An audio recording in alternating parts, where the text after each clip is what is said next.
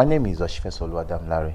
I'm a mechanic. Welcome to Exxon F1, also known as Formula One Colombo Africa. So today in our videos we'll be doing the drivers power ranking, but before that, please subscribe and comment, like, share. This is where you can get the best information the way it is, no craps, no hiding. You just say the way it is. Be let it go. What is happening? You know how it goes now. F1, so let's go. So we'll be talking about the drivers power ranking now that the season has split into two. Now first part of the season, how did these drivers perform? How did they rank? Where are they? Where are your favorite drivers? Are they still on top? Do we still feel they are some of the best drivers in the world? Wait, you would know. Let's talk about number one driver now. 2023 for the season break, not the prison break. Number one driver is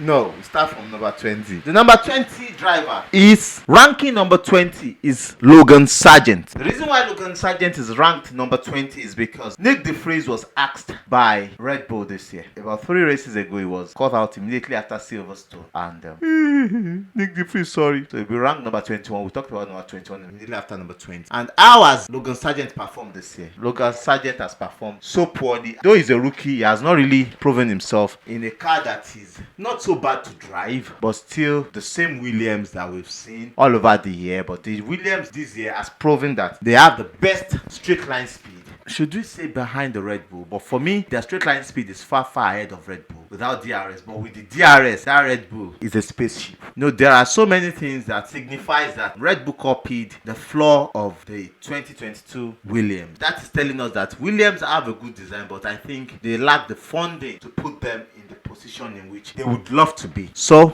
with Logan Sargent proving himself to be a very difficult driver on the grid, like their former driver Nicolas Latifi that didn't really perform all through his 2 years there. You should remember, no be money then they use dual. You can cut him off any time. 21st driver on our list today is Nick De Vries. Though his contract was cut out by Red Bull, not AlphaTauri, because of his performance and the pressure in which he was under, we knew he was going already. The way in which he was let out, I thought Mick Schumacher's contract not being renewed with us was worse. This one is more worse than worst, because Helmut Marko never gave him a chance to prove himself. It's either he's complaining or he has the axe in his hand to just cut him out and send him back to his village in Poland. But all the best. We wish him greater things in the future, but I hope Mercedes will be able to find him a good seat next year for him to race. Number 19 on our list is Daniel Ricciardo. The 2 races he has had will not really give us his performance ranking, because those 2 races, they've been the most difficult races he would have. One coming up for his Formula One debut this year on a very difficult track, Hungary, and the next race in Belgium with a mixture of rain, dry, rain, dry. So it's difficult for us to see how he has performed. But his first debut back in AlphaTauri in Hungary showed some promises, but I still think he still has a lot to do, a lot to wrap his head around, get himself back on track to give us a good drive in this year. So aside from that, that's why he's ranked number 19 presently. By the end of the year, there will be another one. After the whole races have been completed in November, there will be a new power ranking. Number 18 on our list is Kevin Magnussen. So Kevin Magnussen driving that ass. That ass has not been bad performer this year. So I believe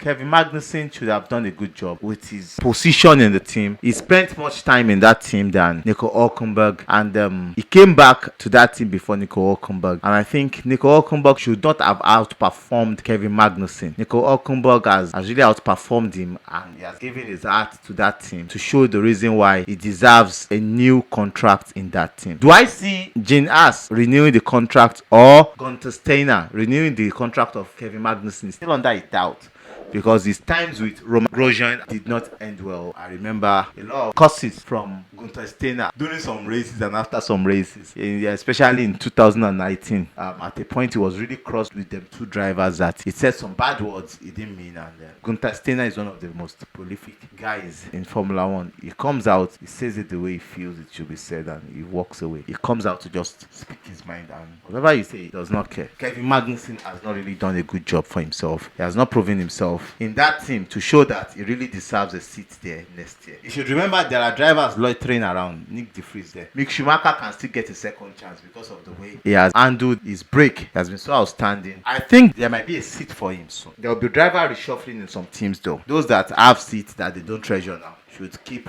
under treasuring their seat. When they lose it, they will really understand. Next, on to number 17 on our list is Yuki Tsunoda. Now, Yuki Tsunoda, the now teammate of Daniel Ricciardo and the then teammate of Nick De Vries. I think that car is a good car for him, but he has not really performed. He has only performed a little. Immediately he saw that Daniel Ricciardo has been incorporated into the team, and that would be really a big run for his money. I think when he saw that he's trying to outperform himself, to give himself a good buffer to show that he deserves a seat in that team. And you should remember he's the only Japanese driver. He's the second Asian driver there. Alex Albon is the Thailand driver, but claims Tahili, normally they see him as the British driver because he grew up in Britain. They should know that the seats there are limited, so he needs to claim what he has. Now, though we know Honda will be coming back to F1 very soon, so he might get a seat with Aston Martin, but he should cherish where he is now so that he can keep growing as against when Honda comes back to F1, if there's a seat guaranteed for him. But he has not really proven himself, though that car is difficult, but that car is not as difficult as the Alfa Romeo, and those guys in Alfa Romeo are fine. That is why Yuki Tsunoda is 17 on our list. To number 16, Lance Stroll. To me, I think Lance Stroll overperformed in the first two races of the season, and we thought it would have been a very good year for him to compete with his now teammate Fernando Alonso. Unfortunately, I think he loves injury, because immediately after his injury came, he was outstanding in the first two races. After those two races, his injury is healed. He was just doing rubbish, perfect rubbish. His qualifying pace sometimes will come up, sometimes it will be nowhere. His race pace is just between 8th and 15th. That is his race pace, and I think he loved that space. For the past 7 races, his race pace has been dwindling, and he's not helping himself. The only guarantee he has is his father owns the team. I'll keep saying that. I think he needs to show us why he deserves that seat, and he needs to be in that seat, because if he keeps giving Aston Martin such performances, except he has to be there because his father wants to keep him there, but he's not really giving us great performances we think it should, especially the first quarter of the season, that the Aston Martin had been a very fast car. That car was the second best car in F1 for like 6 to 7 races. That was the second best car in F1, and Lance Stroll did not live up to that performance to show us why he's in that team. And I think this second half of the year he can do better. He should do better, and he should prove to us that he deserves the seat. Next to him, in number 15 position, is Sergio Perez. Yes, Sergio Perez, number 15. You heard me right. That is where he is, and that is where he deserves to be, because he should have even gone lower, but his performance during race, I think, gave him that chance to sit in the 15th position on our power ranking. For the past 8 races, his performance, especially in qualifying, has been poor, very, very poor in relationship to his colleague. Although we know there might be internal sabotage, there might be internal issues, internal unwillingness in Red Bull, in which I always say it, Red Bull should be a very transparent team. We should see what they are doing. They should give these guys equal machinery and equal time, equal opportunity, not favor one driver than the other, which has shown in the way Christian Horner treats these guys and in the way Helmut Marko treats them. Perez's family are always there, but they should always put it in retrospect that when his teammate was totally broken, that is Max Verstappen, his first 2 championships, especially the first championship Max Verstappen won, was because Sergio Perez drove his heart out of his soul. That was why he was able to win that first championship. The second one, he literally dashed him that championship. So I think he deserved the equal opportunity to race his teammate and give his best, but that has been taken away from him, and that has caused his not so good performance, his dwindling performance, and his performance has really gone tumult in the past 8 races. And the only saving grace he has had is the race pace of that rocket machine he has. That car, if he drives it from 25th on the grid, he might still end up 7th to 5th on the grid. If Max Verstappen drive that car from 50th on the grid, he will win the race. That is how the confidence level and the difference in their machinery looks to be. We can see that in some of these few races, especially the Austrian, the Hungaroring, and also the Belgium race. We saw that there, but we won't talk too much. It is out of my jurisdiction. They should sort themselves out, but that is why Sergio Perez, his team has helped him to be below par, and that is how he has been performing since. The pressure is on him, pressure is on his family, is on his job, because Daniel Ricciardo, if he can perform very well in Alpha Tauri, Checo Perez might be demoted or be taken away from the team, expelled or axed from the team, and a new guy will come into Alpha Tauri to sit in that space, and they have good F2 drivers in their ranks, so they might just get rid of him team, naturally somebody should know his stay when it comes to an end. In our ranking is number 15.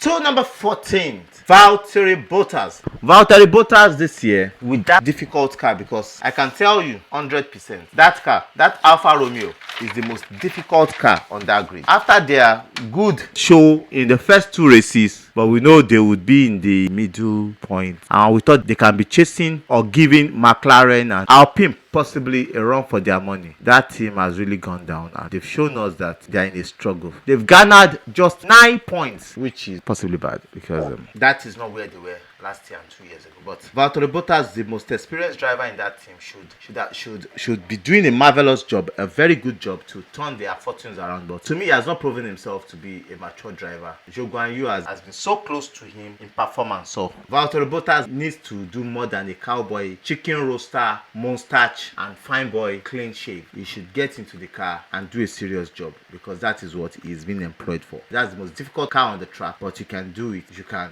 get the best out of the car. So I think he has a lot of job to do. He should get started now. Moving straight to number 13, Zhou Guanyu. Zhou Guanyu has outperformed himself in that very, very unreliable car, the Alfa Romeo. He has proven himself, and he has proven that he is one of the upcoming young drivers in F1, with some beautiful overtakes in some races, some real fights, some real tangles, some real boxing match with some other cars and with his teammate in Alfa Romeo. To me, he has shown that he deserves that seat, and that seat should not be taken away from him. He is number 13 on our list, and he has done himself a good job. 10 is seat F. Number 12, Esteban Ocon. Now, why Esteban Ocon in number 12? For me, Esteban Ocon has given a good account of himself, but he is a mature driver in Alpine. He has spent more time in Alpine than Pierre Gasly's teammate, and I think he should have done a better job for that team. Although that team, they are having their own issues. They've been clamoring for engine equalization, in which is it possible for F1 to unfreeze these engines and grant them that opportunity to equalize their engine? Will other teams not do the same? When they are trying to equalize their engine, they step up and pick up on the power of their engine. Is it not what they would do? But who knows? I think they still have a lot of job to do, and Esteban Ocon has a lot of job to do for the team, because he has not really proven himself to be up to the task of the job. Though he's driving fine, he's accrued 35 points as to his teammates 22, but Pierre Gasly has shown that in a new team he can really give it a fight, and that is what Pierre Gasly has been doing. So I think Esteban Ocon needs to push up, step up, and do a better job. Number 11 on our list is Pierre Gasly, the ousted driver in Alpha Tauri before he moved to Alpine. And for me, he deserves the move, because he was not really treated well when he was taken up to Red. He gave a performance of his life in a team he was not favored at all. Helmut Marko and Christian Horner, they've not been nice to some of these guys. These guys are great guys. They just do anyhow to these guys. He was cut off, and here he is. As a new driver in Alpine, he has really shown that he deserves a seat next year. His experience, his know-how has shown in the way he has been driving, and he has been performing. And I think the second part of the season, he will be able to prove himself well, and kudos to him. Driving very well against Ocon. They've not really had battles, because the upgrades they've been bringing to their car have shown that they need to equalize their engine, so they are still far behind other teams. So I think that will really show where their strengths and where their failures are. So we expect them, or we expect FIA from Laon to do something on the equalization they asked for. If that will give them an opportunity to move forward. Now to top 10 on our list. Number 10 on our list is Alex Albon of Williams. That guy has been tremendous. He has given the drive of his life, the best of his drives. He has shown us the potential the Williams car has. Through him, we know that car has the best straight line speed. Like I said, with DRS on the Red Bull, their straight line speed is worthless. They can't catch up with that Red Bull. But he has proven himself that he's a very good driver, and he's a reliable driver. He's a driver that will help the team to get to the highest level. Number 9 on our list is Oscar Piastri, the rookie driver, the young talent. He has come to McLaren with their troubles earlier in the season. They've been off the pace. They've not been doing well. They've been everywhere, scattered races, scattered pace. But fortunately, as the race progresses, that team in the last 3 races, they've brought some upgrades to their car that has propelled them forward. And Oscar Piastri has been a very vital part of the team that has shown how valuable and how good that team is, and also where that team is and how powerful they can project themselves and take themselves to the next level. Because with the performance they've been having, I think next year it will be a very good year for them. They will be able to push teams like Mercedes and possibly Red Bull in next year's championship. So Oscar Piastri has given a good worth for his money and shown that that he deserves a seat in that team. Number 8 on our list is Lando Norris, the LN4, a very tremendous, wonderful driver. The upgrades, like I said, on that McLaren are really giving us an opportunity to see how good Lando Norris is. In the last 3 races, he has been so tremendous. He has accrued a lot of points that has catapulted the McLaren from 8th position to 5th position in the team standing. They are now 103 points. They were 7th before. They were just behind Alpine, and all of a sudden they were able to overtake Alpine, and voila, Alpine dropped a lot of points. They kept on dropping points due to situations that were not their own doing, and that is F1 for you. F1 is an unforgiving sport. When those things happen, you don't know how to handle it. You cannot just help yourself and you are out of the race. So the happenings have been happening to Alpine, but it has favored McLaren because of the upgrades they've brought, and it has propelled them to where they are, and it has shown us how good Lando Norris is, because if he has a very good car, he will be challenging Max Verstappen. I know there was a time that Christian Horner said, oh, he believes in Lando Norris, if he had a good car, he will challenge Max Verstappen. But he's not saying the truth. He's not saying his fears, because he knows that if Lewis Hamilton has a very good car, Max Verstappen will not be where he is. 100%, we know that. If the Mercedes have not done or built a rubbish car, then I think Max Verstappen would have retired last year. If the car they brought last year had been a very good car, Max Verstappen would have retired after 2021, coming to 2022 season, and he's having the same season. He would have retired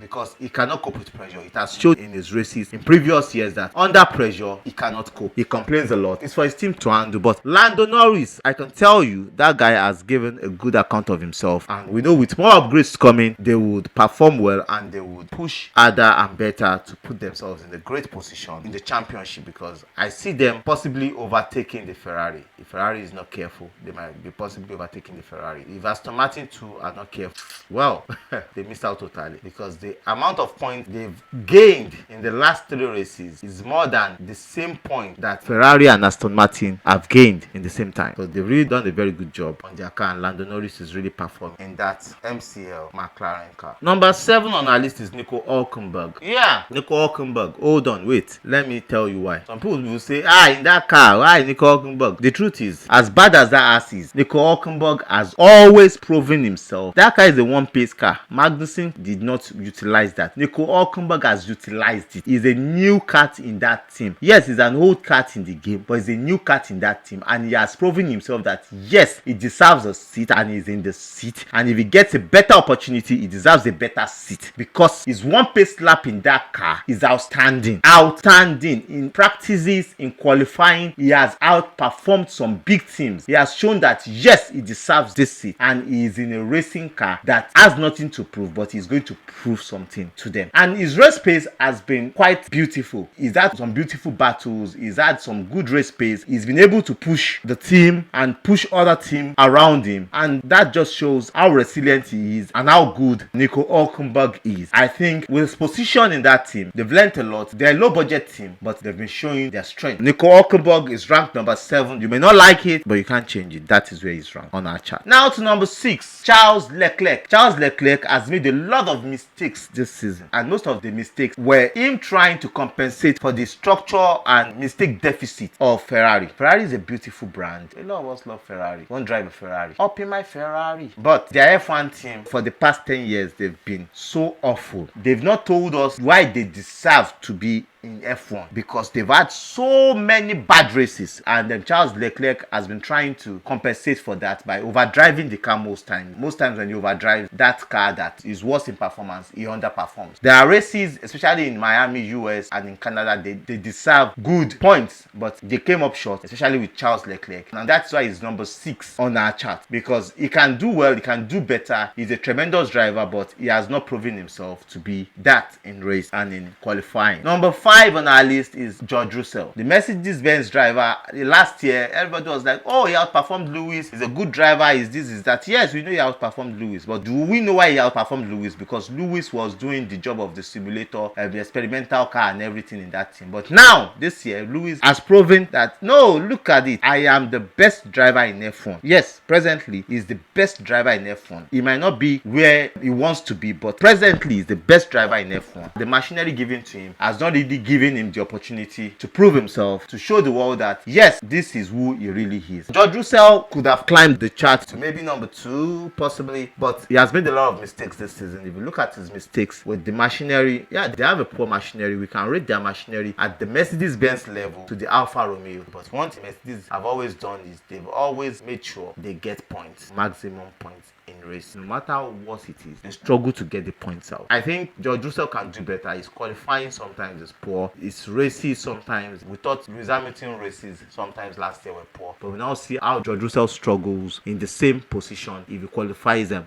behind the top 10, especially getting into DRS, trains of DRS. We now see how that Mercedes can perform, because that Mercedes car was not really made for as a behind car. It's a car that is meant to be in front, but they have built a behind car. So, number 4, Carlos Sainz. Yes, Carlos Sainz ahead of Charles Leclerc. Carlos Sainz has been so diligent this year. He has been matured this year. He has driven that Ferrari with total maturity this year. Commanded a lot of respect for himself and in the team to show us that he knows how to drive that car, and he can do well driving that car. Carlos Sainz has been a wonderful person for Ferrari. Even in the Ferrari mistake and Scalababash and all the mistakes they have been making, the lack of structural understanding, though Frederick Vasseur has been trying, but I think he's a new person in the team. There are lots of things he can do, but like I said, Carlos Sainz is our number 4 today. And I think in the next half of the season, he'll be able to show us that he deserves a seat there, but to show us if that Ferrari performs well, how good it can be. And we hope he can show us that, and we hope the Ferrari team can give them a better car and better calls. The problem with Ferrari for over 10 years has been structure. They need to restructure, and every time they restructure, they scatter the whole thing. Maybe they don't understand. They scatter their structure. They are already building structure gradually, or they are close to getting the right thing.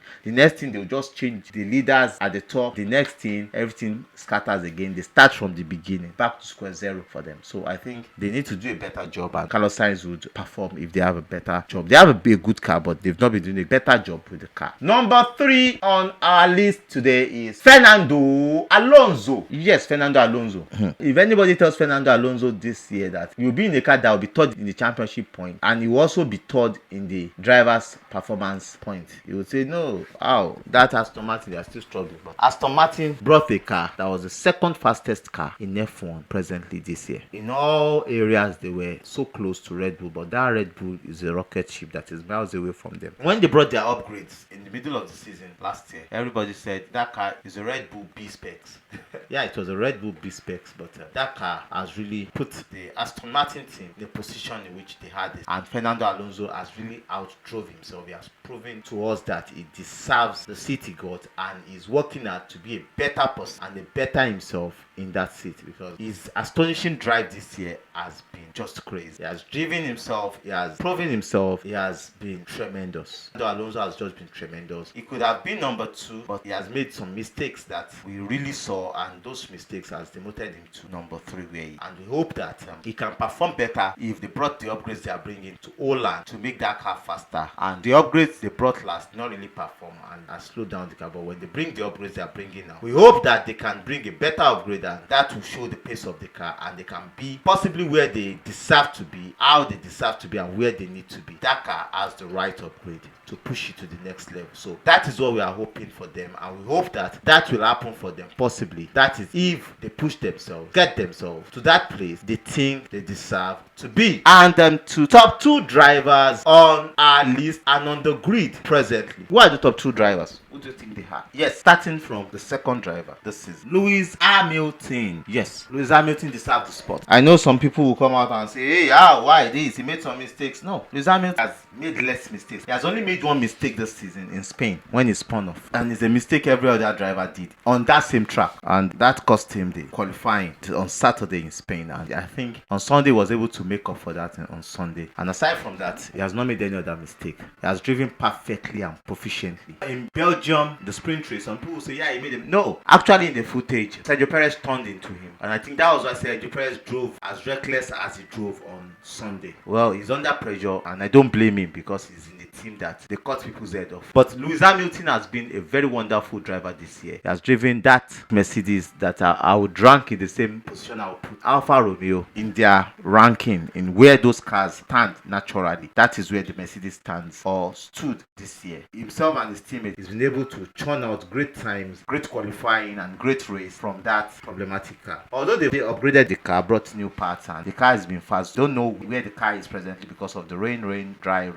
we had in Belgium. But I think that car has performed. It has been a very good car this season. Upgrade. That is the most improved car this season, and Lewis Hamilton has really shown how that car has improved, especially in some beautiful races he has driven in Silverstone and some other tracks he has driven, that he has put that Mercedes in a beautiful position, and he has outpaced his teammates, especially in some areas that he was outpaced last year. I'm sure if he had a good machinery, he would have done a better job than he did last year. But that is where the position of Mercedes is. They've had a very unproficient car and a worse car that has put them in that situation, and I think next year they should be able to do a better job. But Lewis Hamilton is the second on our list because he has driven beautifully and he has proven himself to be the greatest driver in F1 even as at now, both of his generation and the current generation. And number one on our list today is Max Verstappen. With the kind of confidence that guy has, he has no room for mistakes. With the kind of backing he has, with the kind of team and the way they back him as if the only son of the seventh son, he has no reason to make mistakes, and he has been driving absolutely fantastic. He has driven without mistakes. Yeah, there are some races he made some mistakes, but because of the rocket ship he's driving, it is not really showing that he has made. But he has driven absolutely fantastic this season. He has been best driver on the grid. He was the best driver on the grid last year, and he's the best driver on the grid as at the mid-season this year. Maybe before the end of the year, by the time we have another power ranking at the end of the season, he might have dropped. But nah, that guy is not ready to drop because he's doing a beautiful job and he's pushing himself, pushing his team to make sure they give him a good car to translate, which he has translated into wins, and championship wins this year for their own winners. In the team standing, they are leading and they are winning already. So he has done a beautiful race. He has done Red Bull a beautiful favor with the rocket ship they've brought, because if that rocket ship had been in the hand of Ferrari, I can tell you they would have driven worse. Even Aston Martin will be ahead of them. Mercedes will be ahead of them. I can promise you that. Fortunately, it's in the hands of Max Verstappen and he has drove beautifully well. And all good to them, all good to the team. Great organization, great structure, great energy, great team to make sure they get the best out of their car and the drivers. They are not doing that with Checo Perez. I always say that. And by the time we come back into the season, they'll be having questions in, at least one question in a week, and there will be fantastic prizes to be won. And please stay tuned. Watch our Lovely videos. Go and watch them back because some questions might be coming from old videos, retro videos. Yeah, you know, I'll do it. Yeah, thanks. But up onto the next video, I am a mechanic. My name is Ashfesolo Dana once again. Bye. I love you. Gibor gives you power. Gibor gives you control. Gibor gives you benefits. Are you an individual or business that uses fuel or gas? Use Gibor to find the best prices across all retail outlets in your city. For users and businesses that buy volumes, Gibor gives you access to credit. Gibor also gives you the ability to track your costs and monitor expenses per car or fleet. Need to improve your costs, enjoy incentives, or track expense? Gibor is the answer.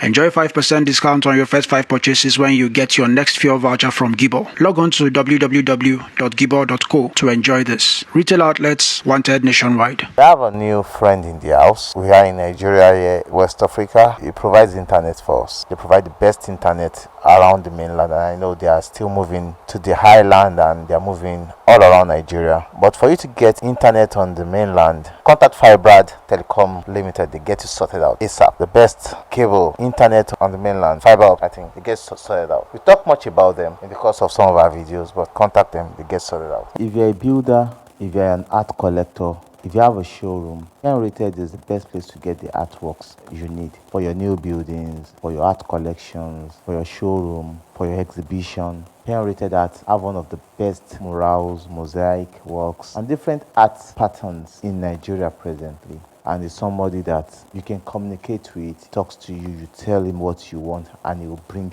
the reality out for you. To contact Rated Art, his number is right up here, and you can also go on social media links that are pasted right up here. So check out some of his works. Thank you. Teams Gadget. Teams Gadget is for those of you that cannot easily go to the market to get your phones, your laptops, your accessories. Just place a call through. His phone number is there. It gets you the best. It's your shop plug to get you the best phones, accessories, laptops, games, and other accessories for your computer gaming experience. Contact Teams Gadget and you get them for you.